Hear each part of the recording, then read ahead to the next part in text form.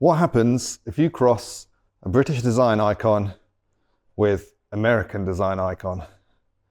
Perhaps the most Marmite car I've ever owned. I'd like to introduce to you the Tacky Taxi.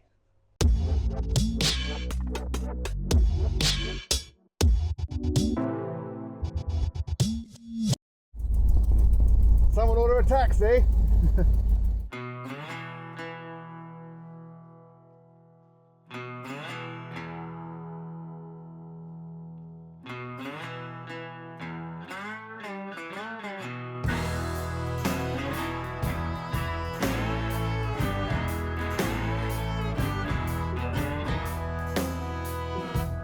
She grew up on a farm that lives in the city.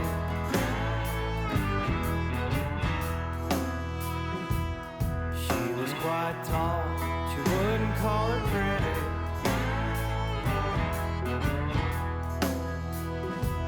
Since she was a child, she knew where she was going.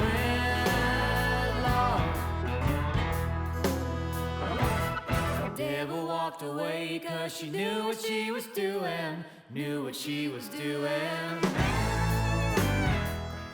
So the story of a Tacky Taxi is an interesting one. I picked it up in a deal, I can't even remember what for, quite a while ago, probably 6 months ago. This with a Dodge truck which sold very, very quickly, and this one's just kind of sat in my unit.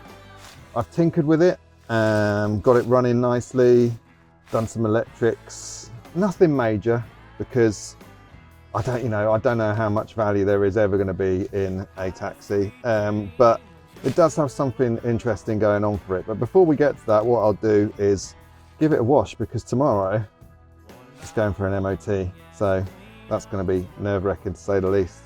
Right, let's get it clean. Never had a day filled with peanut butter. No. When the world's on fire, she'll be dancing to. So you're probably wondering, what does Tom want with a ratty old London taxi?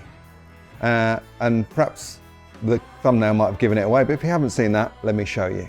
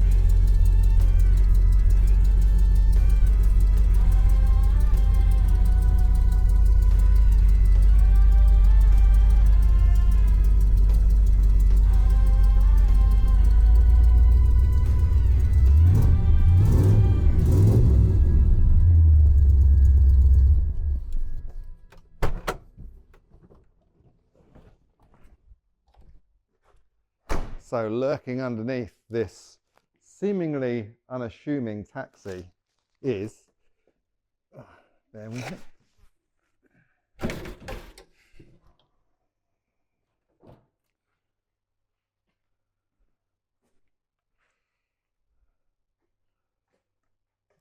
350 small block Chevy V8, and you know I love those. So some madman or genius, depending on your stance, decided to drop a 350 V8 into this taxi, and boy, does it make a racket. Hence making it probably one of the most Marmite cars we've ever had. If you're not familiar with the term Marmite, it means you either love it or hate it. And there's no one who really stands in the middle of that. So let's have a little bit more of a look around. So, as I said, under the hood, it's got a 350 small block Chevy, which is running really sweet, paired to a TH350. So again, the same engine and transmission as we've got in the F100 and has been in probably 50% of the vehicles I ever had. It is ratty, it is crusty. And me and my friends have kind of speculated, like, is it best to leave it as it is, or is it best to make it a sleeper? What do you think? Write in the comments. I do like the paint actually. This is all painted. I like the flames, they've been done quite nicely. And actually I think as rats go, it doesn't look bad at all. I'm not so keen so much on the decals and stuff like that, but they would easily be removed or painted over if the new owner decided they wanted to. Love the white walls, love the wheels. Coming round, not so keen on this particularly masculine looking lady, sorry, the reflection, particularly masculine looking lady, albeit it's painted all right. It's got a skull brake lights on it. It's got a tow bar, and I do think this vehicle would actually be a great tow vehicle for a race car, that's for sure. They weren't rated for towing, so you perhaps don't want to take too much weight, but I'm sure it'll be fine. Moving round in the back, in the interior, there's a bit of junk in there. It's kind of got the standard taxi interior, so a practical family car, very spacious. It does have a Pipecraft custom exhaust system, so it sounds absolutely incredible. And coming around to the front, in the front we have some Jaguar XJ, I believe, seats in here. And yeah, it's all been kind of painted. At some point someone spent a lot of money on time on this vehicle, but it's getting a little bit tired. You know, you've got to admire someone putting this much effort into something this interesting, and it does have some cool bits on it, not least the engine and transmission, but I really like this visor as well next to the original taxi light. It's really, really cool. So yeah, a lot of car, and I really didn't know what to do with it. So as I said, I've had it for quite a few months now, and I've done some work on it. So bled up the brakes, given it a service, fixed some electrical gremlins, so now everything works, including my favourite indicators, lights, everything like that works. And I'll be honest with you, when I first kind of got offered it, I was thinking I'll just rip out the engine and transmission and use it on another project. But that project hasn't arrived, and right now I could do with the cash, flow, put the money into the next projects that we're working on. So I'm just kind of going to try and clear this and a couple of vehicles to just get some money in the bank and secure me for the next few months. What's interesting with the taxi and why it makes a good candidate for this is that, much like a lot of American cars, it's a kind of body over chassis. So the chassis is the main bit. So when you see ratty bits, it's not structural, if you like. So it's a good candidate for a rat. And I think the stance is right. It's got a lot of stuff going for it. And like I say, some people come in here and absolutely fall in love with it. I wonder what you think. So there is some crust on the bottom of the doors. Well, this door mainly, really. And obviously you can pick up doors for Hackney carriages without too much effort, but you then would be losing the rattiness of it. So if I were to give this a full overhaul, I'd be tempted to get a replacement door and then paint it all black again and go back to something that looks kind of standard. Because I think as a sleeper, when people hear it fire up, it certainly will shock a few. But other than that, it's the kind of thing you can get in and drive. So as I say, I've got, in a couple of days, it's going for an MOT. So I've given it a clean. I'll check all the fluids again, even though I've done them, make sure it's ready for the journey to the MOT station, and fingers crossed it'll get through and it'll be up for sale. So a big day for the taxi today as we're off to get MOT'd. Obviously it doesn't have an MOT and it's not taxed currently, but legally you're allowed to drive it to the MOT station, a pre-booked appointment to get it done. So really it's the first time I've been able to give it a proper drive. And I have to say, it's the weirdest experience. You're kind of cramped in the front, which you do get with taxis, but also I'm a gigantic man. But having a big V8 in a taxi is weird to say the least. And the fact that obviously it has the turning circle of a taxi, it can turn on a sixpence, and it makes it very much like driving a go-kart, really. The engine and exhaust sound absolutely tremendous. I'm sure, well, I hope you can hear me over the noise of it. But happy to say that it seems to be running well. It seems to be going through the gears perfectly.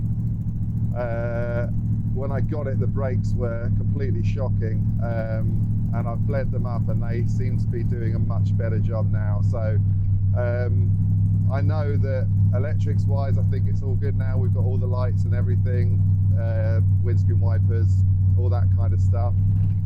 So fingers crossed we have some success with the MOT. I think the challenge will be, if it doesn't pass, really for me, is what I do next.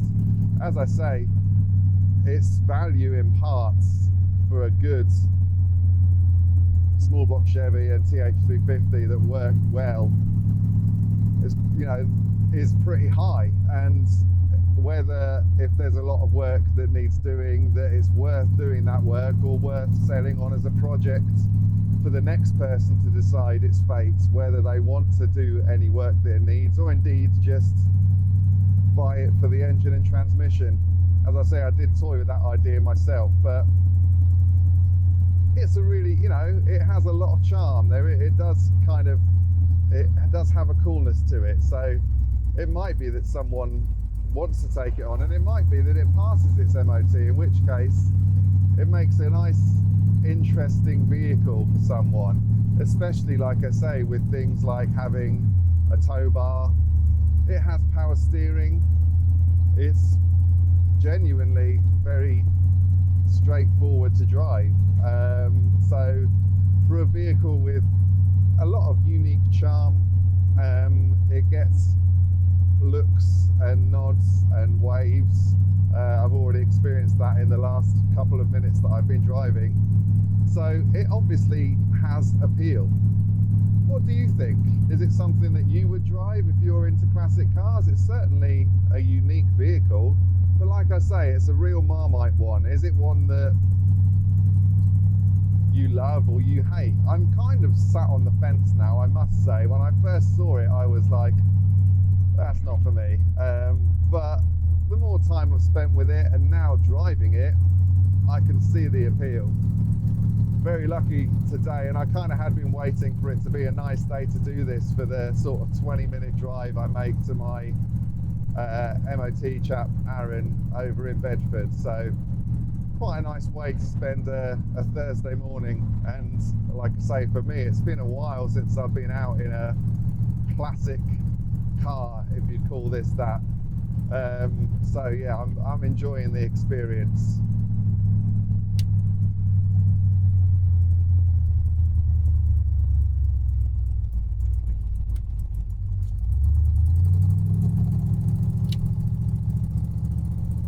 Happy to report, one of the other things that I noticed was that it didn't have a speedo cable, and I've got a working speedometer now as well, so that's good.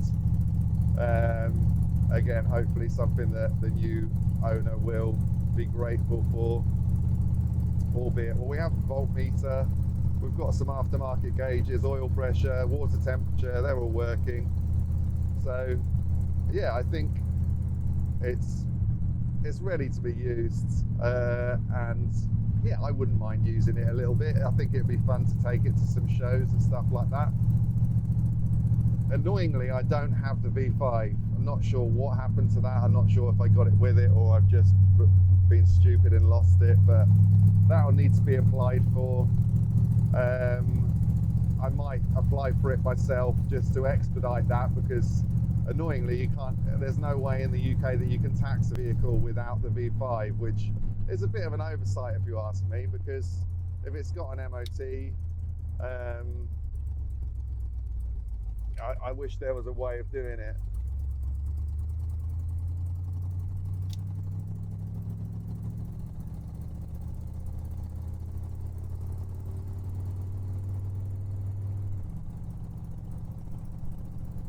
These bits of roads are quite nice in the kind of rural Bedfordshire, but we are going to be going through town as well, so it'll be interesting to see what kind of response the car gets when we drive pretty much through, well, around the outskirts of the town. But certainly on these roads, it's really fun to drive. Like I say, it has a real hot rod vibe with the kind of small steering wheel, short throw. It has a kind of real go-kart feel to it.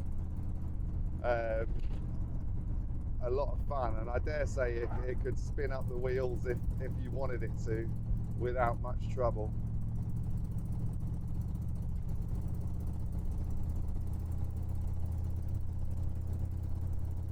So a successful trip to the MOT station. All seems to be going well. Brakes seem pretty shocking, so we'll see how we get on there. But yeah, we're at AGW MOTs in Bedford, my go-to guy. Yeah, wish us luck. Well, that didn't go to plan. Overheated in the MOT station. Bad times. So the taxi suffered a catastrophic overheating in the MOT station. So I'm now back here collecting it, taking it back. We'll look at what's gone on and come up with a plan. Just want to say a big thanks to Aaron at AGW MOTs. If you're in Bedford, I've turned up, emptied coolant all over his unit and then gone away with this. So apologies for the inconvenience. Great guy for MOTs. So yeah, do check him out. Well, back here at the unit, that wasn't a great success, was it? And that's just how it goes sometimes, I suppose. So thinking now what to do next with the taxi. Obviously it overheated in the MOT station, blew coolant all over the place. What does that mean? Well, it started basically while we were waiting to do the emissions test. So Aaron was just doing some stuff and it was just left running and idling stationary in the MOT centre, which I guess without airflow. On the way there, I was keeping an eye on the coolant temperature and it didn't seem to be getting too high, but sat there idling for a while. It obviously didn't like it and it started to bog down. And when the engine sounded like it was going to stall, I killed it. But it had already then overheated, so blew a hose or something like that. We'll have to do some investigation. So I guess that's the next stage, is to see what potentially caused it and what damage has been done. So I'm hoping it's just like a hose has blown off. Perhaps the thermostat was stuck. I didn't check that. The fans had kicked in, so that they were working. But hopefully it hasn't locked up or indeed done a head gasket or something like that, because again, that's just going to be a lot more work to repair. So yeah, I'm going to do a bit of an investigation and see what we can find out. Okay, so bit of investigation, I suppose. I've inspected all the hoses and there's no blown hoses, nothing's come off or anything like that. I've also put some water in the radiator and it is holding water. However, it does look like to me that the leak came from the radiator, looking at just the splatter and where it's all coming from. So looks like, as you can see here, it came from just the cap blowing. The oil does smell a bit fuely, which is a potential issue, but there's no sort of gunk in there or anything like that, which is good. It's still kind of clear, well, blackish clear, as you'd expect for some oil. And in the coolant, it looks fairly clear. When I topped up with water, nothing kind of floated to the top or anything like that. So I did want to try and turn the engine over, but it's so tight down in here. I'm not sure if you can see the clearance between sort of the crank and the radiator. They're so tight that I couldn't. So I just threw caution to the wind and started it up, and it ran. No white smoke as well, which is good. So it might be that we've avoided any sort of engine damage, which is good. However, it probably would suggest that maybe there's a failed thermostat, which I will take it out and have a look at that, because if that's happened, then that's probably what's caused the overheating. And it might be that we've rescued the engine's fine, but that still kind of leaves the question of what to do next now, and that's the big one, I suppose. Okay, so as I've said, I can't see anything significant other than that it basically overheated and popped the rad cap, but I want to know that the engine is okay. So I suspect that it's the thermostat, but what I'm going to do is actually do what's called a block test. So I'm not sure if you've seen this before, but basically what you do is you put this little fella here and you put some liquid in it, pop that in the top of the radiator, run the engine up, and then if there's any exhaust gases escaping through the coolant system, they will bubble up through the coolant and it will change the color on the indicator fluid in here from blue, how it starts, to yellow, and that will tell us basically if the head gasket is gone. So I think I'm going to do that now, and then we'll understand if there has been any damage done to the head gasket when it overheated. So here we go. As you can see, I've popped that funnel thing into the top of the radiator, and it should seal. It doesn't need to be a really strong seal because I can come around and push down on it. But then what you need to do is just fill this up with the indicator fluid. Don't know if you can see that, just up to the bottom of that tube there, to allow the gases to then pass through that and then change color if it does. So that's now full. What I'll do is start the engine, let it run up to temperature a bit, give it a bit of revs, and we'll see what we can see. So there we go. You can see that there is air flowing through there. It's enough for seal, so air is bubbling through. We'll just leave this running for a while and see if we get any colour change at all in this fluid that would indicate there is an issue with the head gasket. It shouldn't take too long, so I'm going to leave it a little while just so that we're certain. Alright, it's been running for a few minutes now. So far so good. You can see some steam there, which I think is just the coolant that we're still seeing on the engine just burning off. So yeah, it's definitely coolant rather than any exhaust gases. It doesn't smell like exhaust. But I'm going to leave it running for 5 minutes. I've just been occasionally revving it up, and yeah, just watching this to see any colour change, but so far so good. Alright, so I'm happy to report I ran it up for 5 minutes and we didn't get any colour change, which is great. So it means head gasket is fine. I suspect that it is going to be the thermostat. I don't know, the top hose does feel fairly warm, but what happened was after a while as well, you could see the expansion tank rising as well. So the coolant was coming up, which tends to happen anyway. But I think potentially what's happening is that the thermostat isn't opening and then not recirculating. So I'll look at that, pull that out, look at replacing that, and then hopefully it should be back to where it needs to be. Worst case scenario, I guess it might need a new radiator if there is any leaks, but it doesn't seem to be any significant leaks. So fingers crossed, no damage done, apart from, like I say, the thermostat, and the engine is still in good shape. So bit of a relief to say the least. Okay, so I have a new thermostat. So what I'm going to do is whip off the one in the taxi, inspect it, see if if it obviously isn't opening or closing. I might well test it like I did in the previous F100 video you may have seen, by sticking it in some boiling water to see if it opens up. We'll get the new one in and see if it then runs up to temperature fine. And hopefully, I think we have dodged a bullet there. Okay, thermostat, that is just stuck fast. So the thermostat had gone. I'm suspicious that there was actually only water in that cooling system.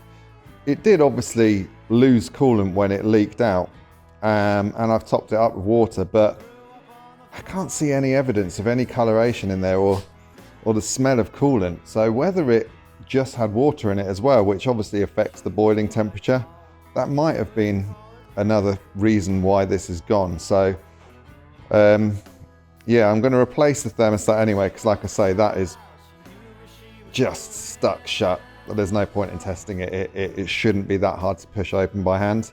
Get the new one in there, and I think that should be job well done.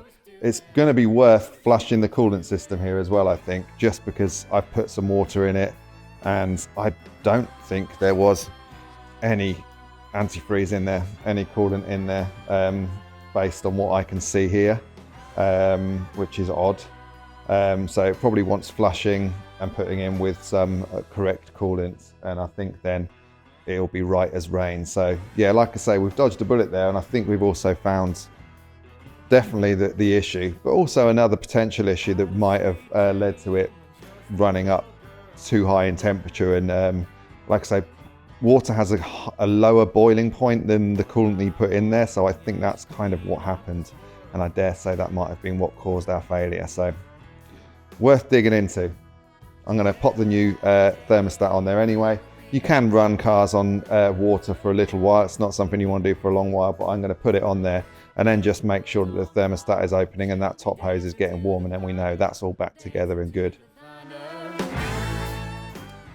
Okay, so she's all right. New thermostat in, new gasket in, ran it out to temperature, and it all seems to be doing its job, so happy days. So what do you think of the Tacky Taxi? I'm kind of here now wondering what to do next. Really, I've got three options. One, I could try again to get it MOT'd, but truly, I don't know if I can be bothered. That's actually the second time I went to take it for the MOT. The first time we couldn't find the VIN number, so I couldn't MOT it. Then found the VIN number and went back, and that's what you saw. I don't know whether I've got it in me to go and do it a third time with everything else that I've got going on. So it leaves me with a couple of options. One is to obviously sell it as a project. Maybe someone has fallen in love with this. You know, for me, it's really, like I say, it's one of two things. It's either a really cool oddity, something that can be used and enjoyed, some cheap V8 motoring, or it's a monstrosity and an insult to classic cars. So yeah, like I say, it's really Marmite. I sit on the fence with that. But what I do know is that I don't want to put any more time and money into it. I have a stack of projects. We have the F100 on the go at the moment. I've got something else that I'll show you next week, and then we're moving on to another project as well. So I've got my hands full. So I think the options are, like I say, get it MOT'd again, B, sell it as it is, or C, keep it and break it. I could probably use the engine, the transmission. Things like the bench seats in it are excellent. There's some really cool parts in there. The exhaust is really good that I could pull off. Maybe find a rolling chassis of something that's a little bit more interesting, that needs an engine, put the two together and make some money out of it. I think that's probably the best way I'm going to make money. I don't know, what do you think? What would you do? I'm kind of in two minds, and I think what I'll probably do is opt to do what I did with that Corvette a little while back, if you remember that video, when I just kind of speculatively put it up for sale. So probably what I'll do when this video drops on Sunday, I'll put it up for sale for say £4,000 perhaps, see if I get any bites. And if it doesn't go, then I'll roll it into the corner of the workshop somewhere. And then a bit further down the line, when I've cleared a few projects, I'll look for something rolling that I can pop that in and make the use of the cool parts that it's had, which means that, of course, the Taxi will have served its last fare. So I don't know, perhaps you fall in love with it and you think that's a shame. If so, make me an offer, drop me a DM. I'll list it up for sale on Unusual Car Sales, the parts and projects page, and on Facebook in general. See if we get any bites, or maybe an offer of a swap or something like that, and see, yeah, if I can move this on and continue to make a profit and keep some interesting stuff flowing. So thank you so much for watching this week's video. A bit of a departure from what we've been doing. Just so you know, the work on the F100 is still continuing in the background. I've started the process of registering that, and I'm still ticking off bits. There's not a huge amount left to do, so hopefully that will be ready. And like I say, I don't want to drop another video on that really until it is ready to show you the finished project. Next week I've got another kind of quick renovation, I suppose, of a vehicle that I'll be selling, so I'll show you that. And yeah, hopefully it will be something that keeps this fresh and keeps it interesting. So again, thank you so much for watching. We're at about 750 subscribers at the moment. We've kind of plateaued at that. And I really need to get to 1,000. So if you haven't already hit subscribe, then please do. It would mean the world to me. And perhaps I could afford to fix these lights in my workshop that keep flashing on and off as I'm doing this. So enjoy your week, and I'll catch you next week.